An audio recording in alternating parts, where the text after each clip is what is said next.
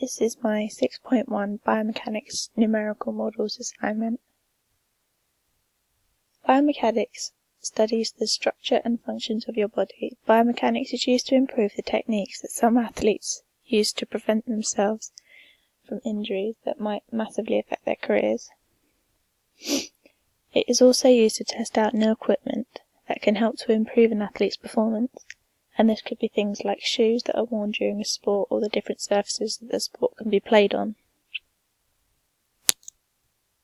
Notational analysis is a way of looking at an athlete's performance and identifying the strengths and weaknesses of their game, and this is an objective, which means it is all based off of facts rather than someone's personal opinion.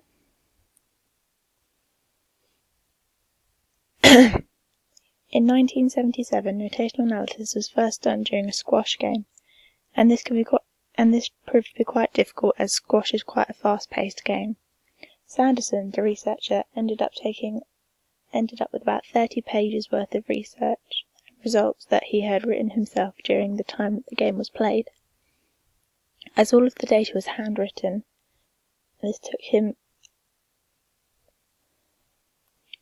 him up to 8 hours of practice to be able to do this and get the accurate results while he was writing during a very fast-paced game.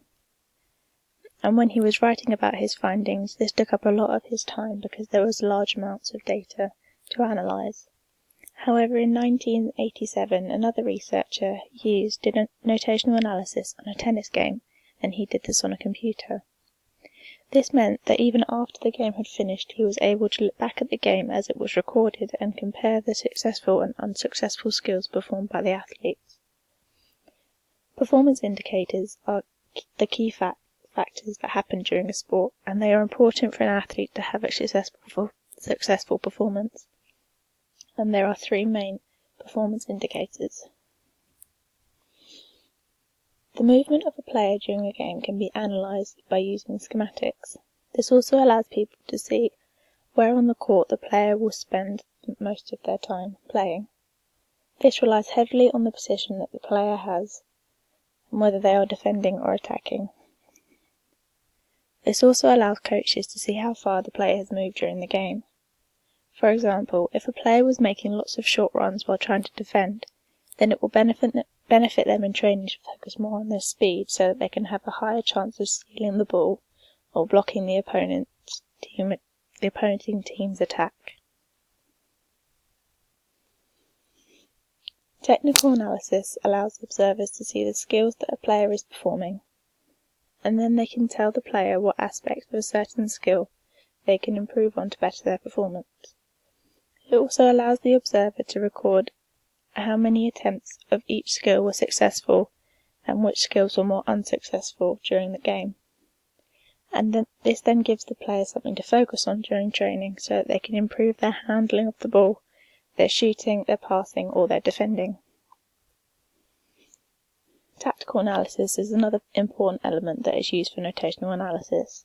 It gives the observer an opportunity to look at all the tactics that a team might use during a game, and then they can see if the tactics are effective or not when the team is playing.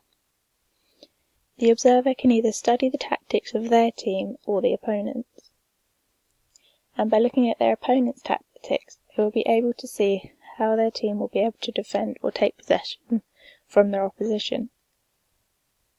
By analysing your own team's tactics, you can see which ones work and which ones don't, and you can see if there are any phases during the play that could be changed to better their team's performance and give a higher chance of breaking their opponent's defence and scoring more points. When applying this to a basketball game, I use the position of a small forward, and this is because they have to be able to pass, score, defend, and they also have to be able to maintain possession for their team or take the ball from the opposition. Passing in the game is when you pass the ball to one of your teammates successfully, so that you can work towards giving your team an effective attack to score against the opponent. There are a few different types of passes in basketball. One is a bounce pass, which you can use to get the ball around an opponent. There is a long pass, which you can use to get the ball to a teammate who is further up the pitch or quite far away, and or you can throw the ball beyond the opponent's defence so that one of your teammates can run after it, and they might be able to score for your team. A layup is worth 2 points, and it is when a player takes 2 steps before jumping off the floor towards the hoop and then bouncing the ball off of the backboard and into the basket. This requires the player to use one hand when handling the ball into the basket, and they have to leave the floor on one foot to score the points. The 2-pointer is shot by the player when they are inside the 3-point line on the basketball court, and the team will get 2 points added to their score if the shot is successful.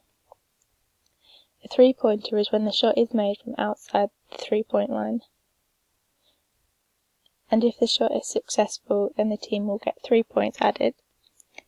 And finally, a defensive rebound is when an opponent misses their shot and the ball bounces off the backboard and into one of your teammates' hands. And this then gives your team a chance to counter-attack and maybe give your team a scoring opportunity. All of these skills link to a small forward, as they have to be very good and effective when performing all of these skills so that they can help with their team's performance and hopefully help to score more points. There are a few different ways that you can do notational analysis. The first one is by recording a game and then looking back at the footage and analysing a player's performance and looking at what skills they were good at and what skills they could improve about their gameplay when they are playing the game. The good thing about this is that from a coaching perspective, you can look at the footage with the player you are analysing, and then you can show them what they can improve and how they can do that, and show them which skills they should focus on more during training. However, analysing someone's performance on recording is very time consuming, as you keep having to pause it. But this can also make sure that you don't miss anything when you are writing things down onto the data analysis sheet. The second is by using schematics, which can also be done by hand, but in order to get a more accurate reading of the player's movement, it is better for the player to be wearing a GPS, so that a computer can track them during a game and see how much distance they have covered. And the final way of collecting the information is by using a data collection sheet. And when using one of these, you can make a tally of the successful and unsuccessful skills that are performed by the player. However, if you are doing this during a live game, then when you are looking down at the sheet to make a tally, you might miss something the player has done because your eyes were off of the game. There are a few pros and cons to notational analysis. The positive things about it are that it is easy to analyse someone's performance when observing a team sport. And this is because the player you are looking at might not always have the ball, which will give you time to write things down. But you will also be able to see how well they do when they are playing in the different areas of the court or a pitch. When analysing someone's performance on a recorded game, then you can pause the video and re-watch it so that you can make sure that you have taken as many notes as you can to feed back to the player to show them the areas of the game that they could improve on to better their performance and the way that they play the game. Notational analysis is also quite cheap, and you don't need a lot of equipment.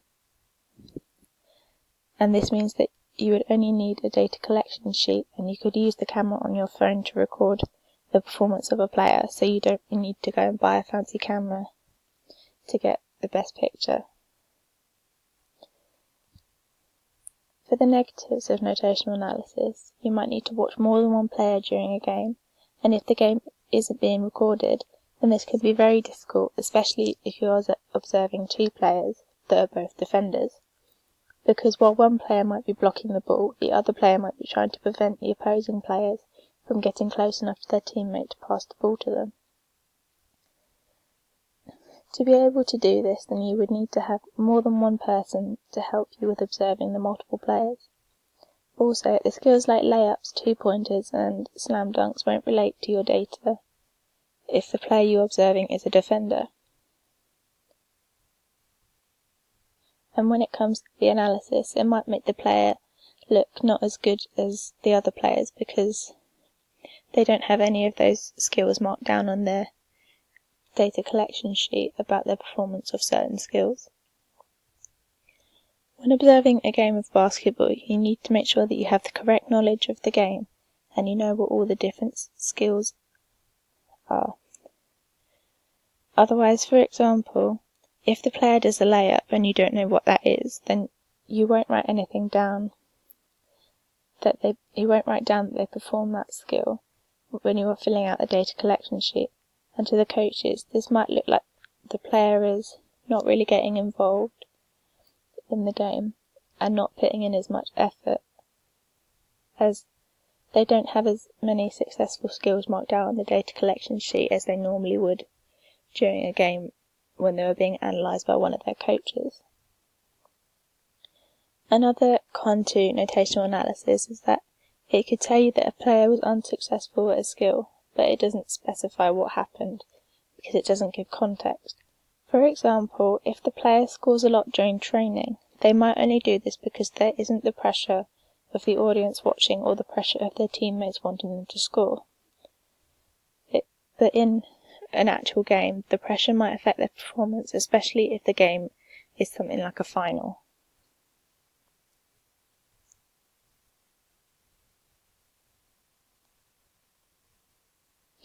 These pictures show schematics of two different players that I was observing. The first player on the left that I observed was Lou, and he had the ball a lot during the game, and he scored a few times as well as getting a few rebounds, both defensive and offensive.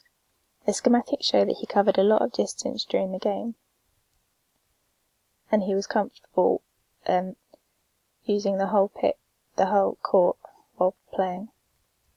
The second player that I observed was Megan, and the schematics for her are very different to Lou's, and this is because she was marking up the same player throughout the whole game, and that player wasn't given the ball very often and wasn't really moving around the court very much.